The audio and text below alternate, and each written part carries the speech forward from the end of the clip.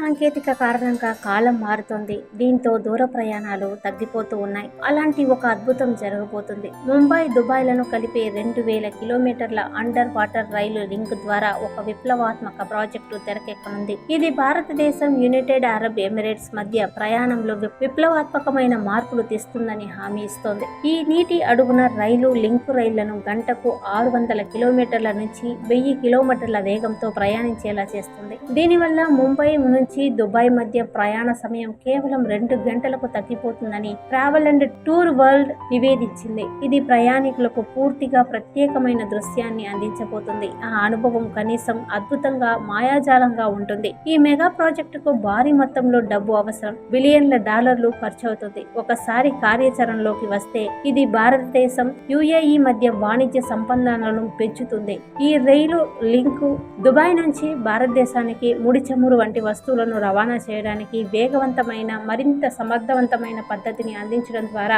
వాణిజ్య భాగాన్ని పరిష్కరిస్తుంది. నిపుణుల అభిప్రాయం ప్రకారం ఈ లింక్ రైలు 2030 నాటికి పూర్తయ్యే అవకాశాలు ఉన్నాయి. ఈ వెంచర్ ను యుఏఈకి చెందిన నేషనల్ అడ్వైజర్ బ్యూరో లిమిటెడ్ ప్రతిపాదించింది. ఇది రవాణా మౌలిక సదుపాయాలను పునర్నిర్మించడం, విమాన ప్రయాణానికి పోటీ ప్రత్యామ్నాయాన్ని అందించడం లక్ష్యంగా పెట్టుకుంది. ఇంకా ఈ రైలు ఫీచర్స్ గురించి తెలుసుకుందాం. ఈ రైలు వేగం గంటకు 600 నుంచి 1000 కిలోమీటర్ల మధ్య ఉంటుంది. ముంబై నుంచి దుబాయ్కి 2 గంటల్లో ప్రయాణం పూర్తవుతుంది. ఈ నీటి అడుగున రైలు ప్రాజెక్టుకు బిలియన్ల డాలర్ల పెట్టుబడి అవసరం. ఈ ప్రాజెక్టుపై ప్రస్తుతం చర్చలు జరుగుతూ ఉన్నాయి. అయితే దీనికి ఆమోదం లభిస్తే 2030 నాటికి దీనిని పూర్తి చేయడానికి ప్రయత్నాలు ముమ్మరంగా జరుగుతున్నాయి.